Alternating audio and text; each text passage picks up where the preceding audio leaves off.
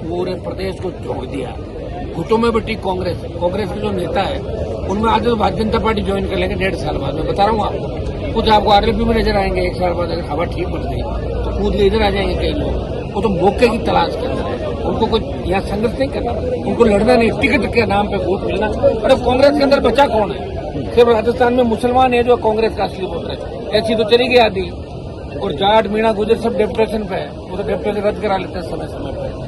तो मुस्लिम भी लग रहा है धीरे धीरे कांग्रेस को छोड़कर राष्ट्रीय लोकतांत्रिक पार्टी के साथ आ जाएगा। कांग्रेस का 28 के अंदर बहुत बुरी स्थिति राजस्थान के अंदर होगी कि कांग्रेस जो कुकर्म किए, पाप किए, तो भारतीय जनता पार्टी उस पर पर्दा डाली। जिस तरह कांग्रेस घुटों में बटी है, ऐसा आराम करे। आज महेश जोशी पकड़ा गया, इसके बाद जितने लोग हैं हर महीने एक गिरफ्तारी होगी, निश्चित रूप से होगी। क्योंकि देखो देर जरूर है लेकिन अंधेर नहीं। और जिस तरह भाजपा भी धर्म के नाम पर लोगों को लड़ाने का प्रयास करिए।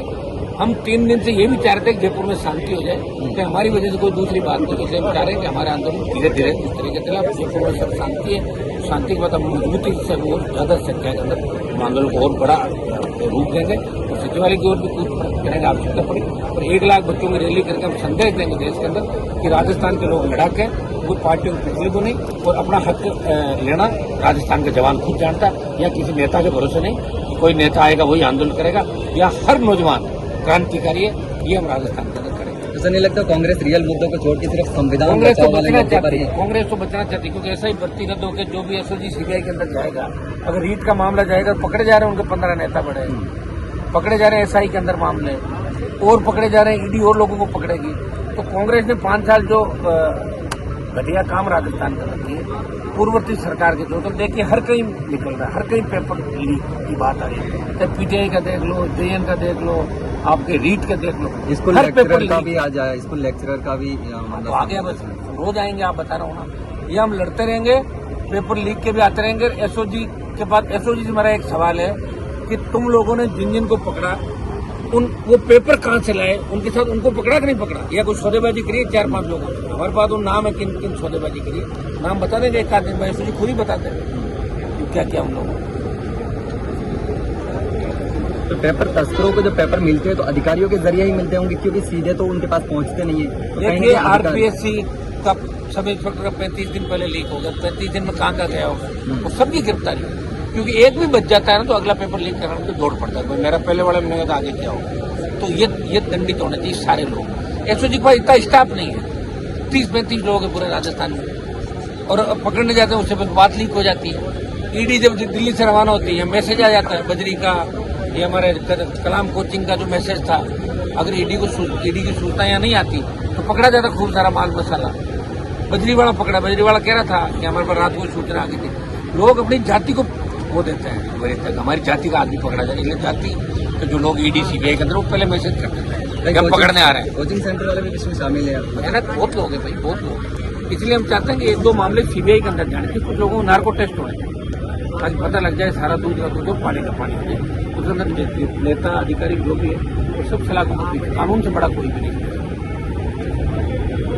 और कल हमें लगेगा कि ऐसा ही भर्ती के जो अभ्यर्थी 4 साल के बच्चे परेशान थे, बहुत आंदोलन संघर्ष समिति ने किया, आ रहे बच्चे, लेकिन जितनी संख्या में आना चाहिए उसमें थोड़ा आज हमने ये भी कहा, आज ये अलग से संघर्ष समिति बात भी करें, कुछ ऐसा ही भर्ती के अभ्यर्थी और दूसरी जो भर्तियां हैं, दूसरा जो मामला है तरफ जो आंदोलन लोग कर रहे थे।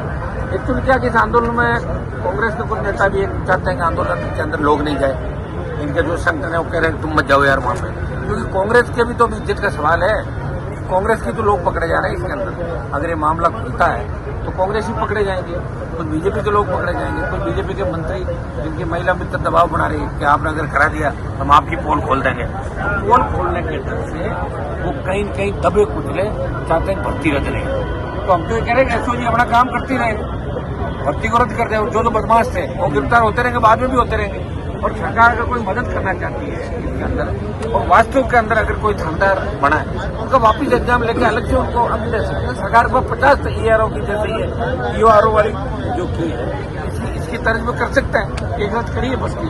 तो हम चाहते हैं कि RS-18 का मैंने जो कॉपी बताई, RS-18 का किस तरह खाली कॉपी में 7 अंक मिले, किस तरह 2 मेंबर जेल के अंदर है। एसओजी पे भी मैं आरोप लगाना चाहूंगा कि एसओजी ने 3, 4, 5 मामलों के अंदर थानेदारों को भी पकड़ लिया, लेकिन थानेदारों को जिन्होंने पेपर ला के दिया उनसे 1-1 करोड़ रुपए के पैसे ले लिए। तुम्हें निकाल रहे हैं मुझे। अरे पेपर थानेदार खुद थोड़ी लेके आया, तो किसी ने दिलाया, किसी को पिताजी ने दिलाया, किसी को चाचा ने दिलाया, किसी लेक्चर ने दिलाया, किसी कोचिंग वाले ने दिलाया, तो उनको एसओजी बचाने का काम नहीं किया। कौन है आखिर एसओजी के अंदर ऐसे लोग? तो मैं एसओजी राजस्थान सरकार से ये भी सवाल करता हूँ और ये धरना हमारा जारी रहेगा। हम आजकल के अंदर इसका कैलेंडर भी जारी करेंगे। आर पार की लड़ाई है, ये लड़ाई यहाँ से उठकर पूरे राजस्थान के अंदर जाएगी। सचिवालय को घेरेंगे, सीएम आवास को घेरेंगे, आवश्यकता पड़ते हुए 1 लाख जवानों की रैली भी जयपुर के अंदर करेंगे। आर पार की लड़ाई है, या तो बजनलाल सरकार जीतेगी और या हम आंदोलन बंद कर देंगे राजस्थान के अंदर। इतना बड़ा आह्वान नौजवान राजस्थान का करा। आर पार की जंग है। 2 मई को कोर्ट में सुनवाई भी है, तो उससे पहले कोर्ट अपना काम कर रहा है। सुनो, कोर्ट अपना काम करेगा, हम हमारा काम कर रहे हैं। हम ये कैसे मान के चलें 2 मई को सुनवाई पहले भी हुई थी। कोर्ट को अपना भी कर देना चाहिए। अगर कोर्ट पहले ही कर देता तो 4 साल से बच्चों को भटकना क्यों पड़ता? सुप्रीम कोर्ट, हाई कोर्ट वैसे तो घने आदेश देते हैं। संविधान के मामलों के अंदर लोकसभा के जो बिल होते हैं उन पर अपनी टिप्पणियां करते हैं, लोकसभा के कार्यों के अंदर दखलंदाजी करते हैं। तो ऐसे मामलों पर संज्ञान लेना चाहिए हाईकोर्ट को, सुप्रीम कोर्ट को। अपना आप लाके रद्द कर देने की बात खत्म, आंदोलन समाप्त हो जाएंगे। तो कोर्ट कौन सा काम कर रहा है भाई? कोर्ट ने कौन सा सही काम किया? आप देखिए जिस तरह के हालात राजस्थान के अंदर पड़े, जिस तरह पर्दा एक दूसरे पर डाला जा रहा है। वही ब्यूरोक्रेट जो गहलोत को चलाते थे, वसुंधरा को चलाते थे, वसुंधरा को चलाते थे, गहलोत को चला रहे। ये हालात राजस्थान की है। राजस्थान की मानगी ये है कि हमें दिल्ली में लोकसभा के अंदर दूसरे स्टेट के सांसद पूछते हैं कि हनुमान जी आपके स्टेट में पेपर मिल जाएगा क्या, डिग्री मिल जाएगी क्या, बच्चे यहाँ तो पास हो नहीं पा रहे, वहां से डिग्री दिला। ये राजस्थान की इज्जत है देश के अंदर। हम राजस्थान की इज्जत बढ़ाना चाहते हैं, सम्मान बढ़ाना चाहते हैं। और ये नौजवान जो डिग्री लेके बैठा है और जो डिग्री ले रहा है, जो परीक्षा दे रहा है, उसके मन के अंदर ये हम उनको ये वो देना चाहते हैं कि आप निश्चिंत रहो, आप निश्चित भाव से एग्जाम दो, कोई पेपर लीक नहीं होगा। जो मन में आपके भय है कि पेपर लीक हो जाएगा, बड़े लोग अधिकारी बन जाएगा, हमें कौन पूछेगा, गरीब कैसे बनेगा, तो मैं उन बच्चों को आश्वस्त करना चाहता हूँ आप निश्चित होकर एग्जाम दो। ये भर्तियां भी रद्द कराएंगे, हम इस राजस्थान की व्यवस्था को ठीक करेंगे, यूपीएससी की तर्ज पे आरपीएससी का गठन भी कराएंगे, सशक्त लोकायुक्त भी बनाएंगे और तमाम मुद्दों को लेकर आरपीएफ पार्टी हमेशा सड़क तक इन बच्चों के लिए लड़ती है। मंत्रिमंडल में आपने आरोप लगाया था, तो लगा दिया ना, मैंने कई बार आरोप लगा दिया। एसओजी के पूछताछ नोट के अंदर ये है कि उन लड़कियों ने कहा कि मंत्री से 6 लाख रुपए लिए थे। अब बताओ, मंत्री ऐसे तो 6 लाख कोई देगा नहीं, कौन देगा? 6 रुपए नहीं देता कोई। तो मंत्री को जवाब देना चाहिए कि आपका पूछताछ नोट के अंदर है, तो आप जवाब दो कि आपने 6 लाख रुपए क्यों दिए।